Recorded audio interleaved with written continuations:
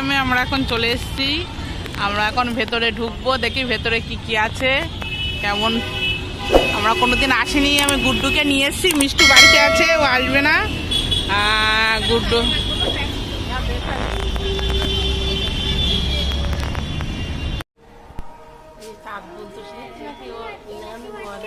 এটা ইন্দিরা গান্ধীর বাবা। হুম,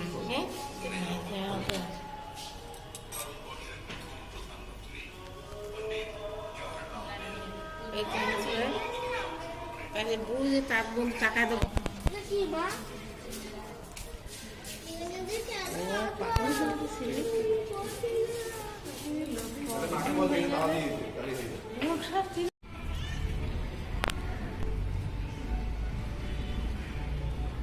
এই যে যারা যারা এখানে ফাঁসি দিয়েছিল তাদের নাম দেখেছো?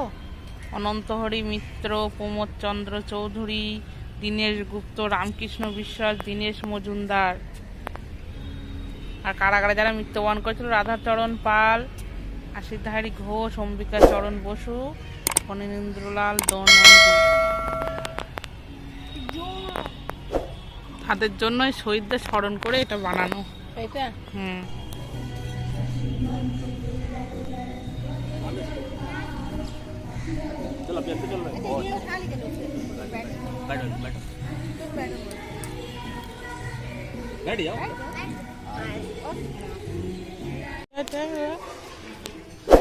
সব দাগ করে দিয়েছে, মারিয়েছিল সব দাগ করে দিয়েছে। হ্যাঁ, পিঠে বেত দিয়ে মারতো এখানে দাঁড়িয়ে। এটা মারার মেশিন, মারার জন্য এটা তৈরি করে রেখেছিল। না দেখেছ ফাঁসির মঞ্চ।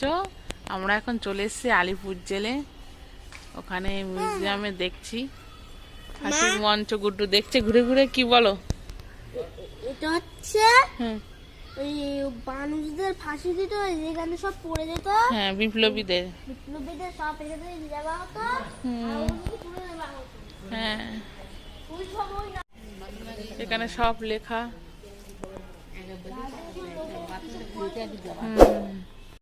ওই কক্ষ, ওইগুলোর ভিতরে এবার ঢুকতে হবে। এই ভিতরটায় উপরে ওঠা যাবে, ভেতরে ঢোকা যাবে। খুব সুন্দর পরিবেশ একদম। এই যে ডাক্তার বিধানচন্দ্র রায়ের কক্ষ, এটা। আমরা উপরে উঠছি, বাবা খাড়া সিঁড়ি।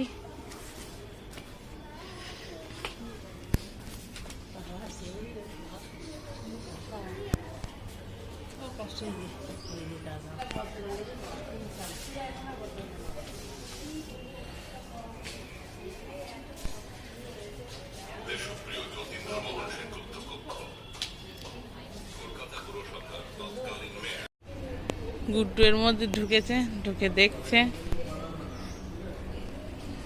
গুড্ডু এগুলো দেখতে খুব ভালোবাসে। হ্যাঁ, ওরা এখন কাজ করছে, তাঁত বুনছে। দেখেছো ওদের কত কষ্ট ছিল, দেশ স্বাধীন করার জন্য কত কিছু করেছে। দেখেছো এত কষ্ট করে জেলে থেকে থেকে তারপরে দেশ স্বাধীন হয়েছে। বড় হও, সব বুঝতে পারবা। বই পড়তে হবে, ইতিহাস বই সব লেখা আছে। হ্যাঁ, সুতো কাটছে। পরিচর্যা ঘর এরকম ছিল, এটা পরে আবার এরকম তৈরি করে দিয়েছে সুন্দর করে। ওখান থেকে দেখতো ওদের।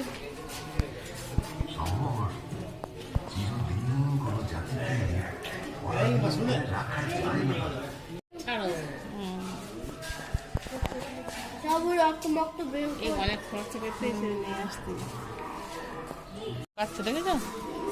আর ও চান করছে। এইসব করতো মন্দিরের ভিতরে, এইসব করার জন্য এই ঘরগুলো ছিল ওদের। এখানে বসে আছে।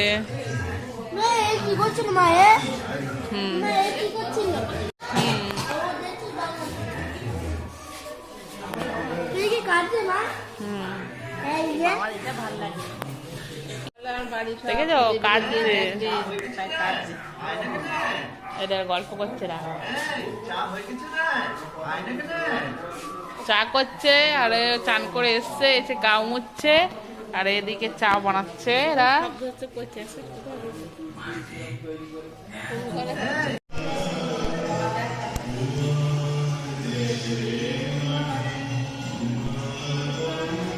এখানে আমাদের মমতা ব্যানার্জি কি কি করেছিল সেইগুলো দেখানো হচ্ছে।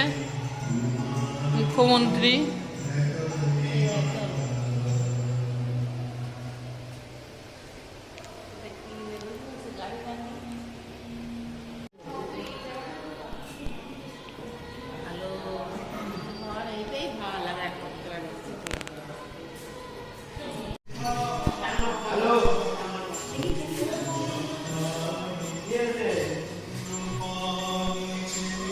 এটা কে বলো তো?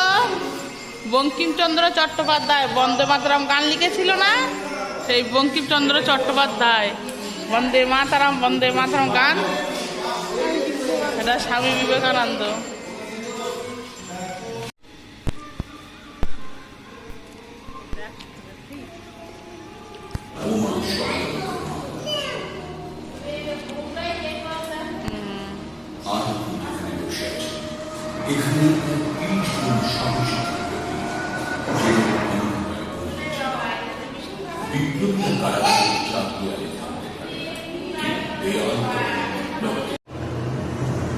এখানে ভীষণ বড় জায়ান্ট স্ক্রিন, এতেই পুরোটাই হচ্ছে।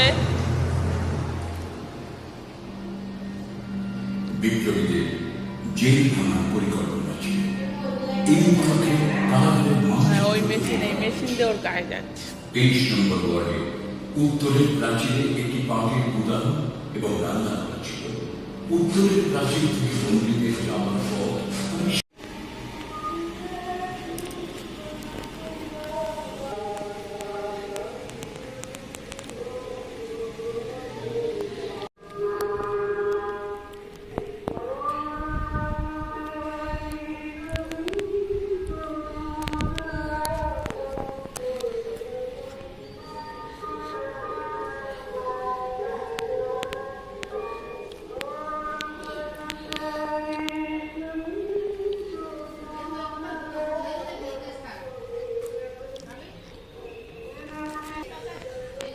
না ঠিক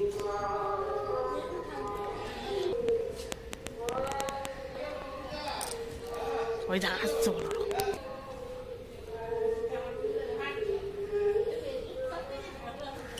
এটা চালতা বাগান প্যান্ডেলের।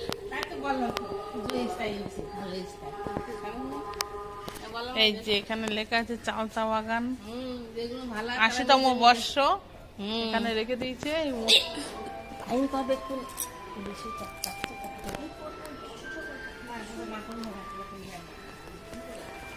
তো সবাই দেখেছো কত বড় পেন, দেখেছো ডট পেন, এগুলো দোয়াত, ওর মধ্যে কালি ভরতে হয়, ওখান থেকে বেরোয়।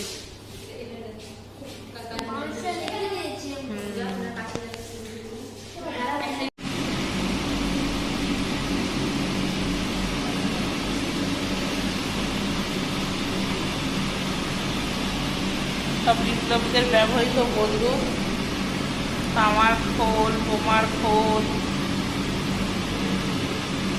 সব বোমার খোল, পিস্তল, সব বিপ্লবীদের ব্যবহৃত পিস্তল। দেখেছো ছোট পিস্তল, বড় পিস্তল, কত বড় বড় পিস্তল। হ্যাঁ, এগুলো হাত দেবেন না।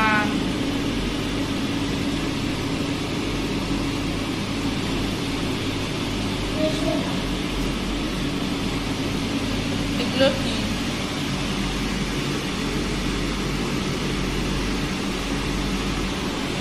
বোমার টুকরো।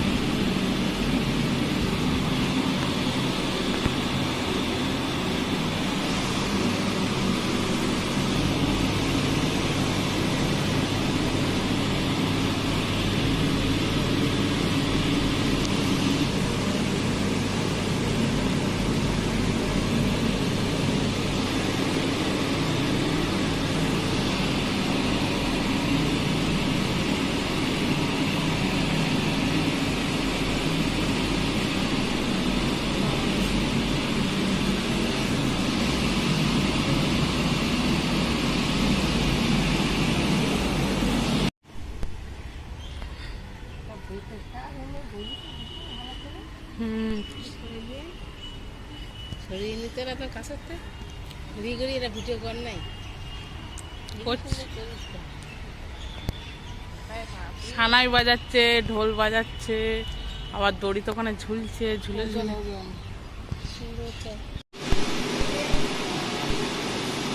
এই যে যারা যারা আলিপুর জেলের বন্দি ছিল তাদের সব ফটো, নাম, ছবি ওদেরকে আটকানো, তাই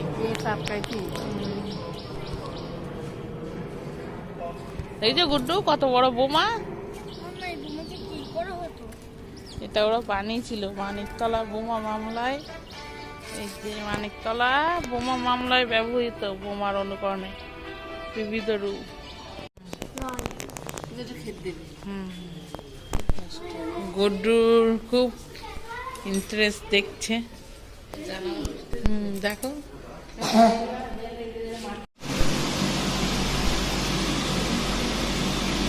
পিতলের বোমা, তা বইয়ের বোমা, তা লোহার বোমা, এখানে সব রেখে দিয়েছে। বোমার খোল, এটা হচ্ছে তামার খোল, এটা বড় কাঠের ছাঁচ, পিতলের বোমার খোল, পিস্তল।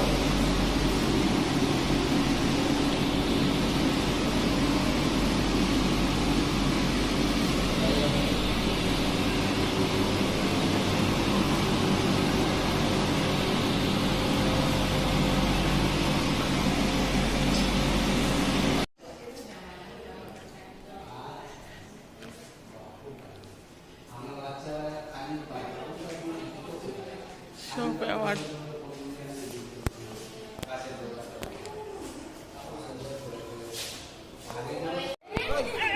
গুড্ডু কেমন লাগলো আলিপুর জেল মিউজিয়াম? ভালো, খুব ভালো লেগেছে। ওই যে একটা বিশাল বড় বোমা সেটা জল হ্যাঁ, তাহলে আমাদের দেখা হয়ে গেল, এবার আমরা বাড়ি যাই। বাড়ি গিয়ে এবার গুড্ডুর ক্লান্ত হয়ে গেছে, খাওয়া দাওয়া করে শুয়ে পড়বে। টাটা করে দাও গুড্ডু।